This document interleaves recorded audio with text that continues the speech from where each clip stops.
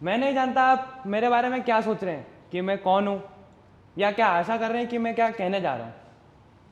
आप शायद सोच रहे हो कि मैं इस नाटक की एक निश्चित इकाई हूँ, अभिनेता, प्रस्तुतकर्ता, व्यवस्थापक या कुछ और। परंतु मैं अपने संबंध में निश्चित रूप से कुछ नहीं कह सकता, जिस तरह मैं इस नाटक के संबंध में कुछ नहीं कह सकता। यह नाटक भी अपने में मेरी तरह अनिश्चित है। अनिश्चित होने का कारण, खैर कारण की बात करना बेकार है। हर किसी चीज़ का कुछ ना कुछ कारण होता है। हालांकि यह भी आवश्यक नहीं कि जो कारण दिया जाए वास्तविक कारण वही हो। और जब मैं अपने संबंध में निश्चित रूप से कुछ नहीं कह सकता, तो किसी और चीज़ के कारण अकारण के संबंध में कैसे कह सकता हूँ।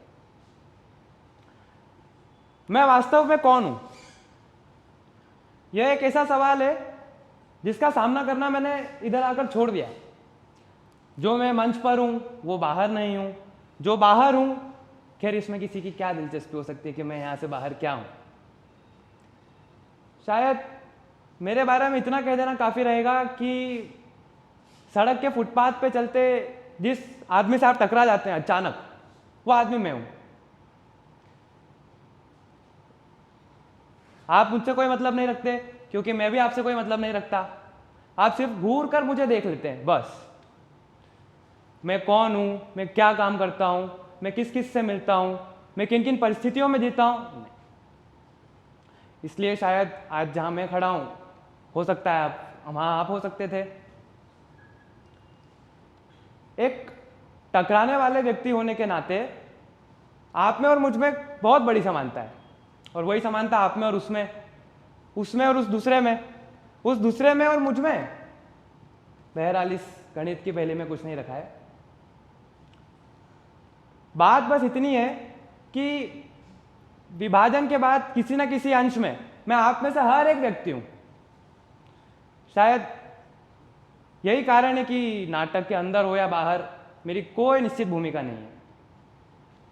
मैंने कहा था यह नाटक मेरी तरह अनिश्चित है, और उसका कारण भी यही है कि इसमें मैं हूं, और मेरे होने से इसमें सब कुछ निर्धारित और अनिर्धारित है। एक विशेष परिवार और उसकी विशेष परिस्थितियां। परिवार बदल जाता, परिस्थितियां बदल जाती, पर मैं वही रहता, और इसी तरह सब कुछ निर्धारित करता।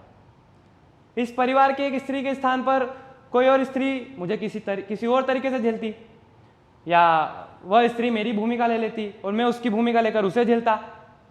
फिर भी नाटक के अंत तक नाटक उतना ही अनिश्चित रहता, और यह निर्णय ले पाना उतना ही कठिन रहता कि नाटक की मुख्य भूमिका है कौन, मैं, वो स्त्री, या परिस्थितियां, या इन तीनों के बीच उठते कुछ सवाल।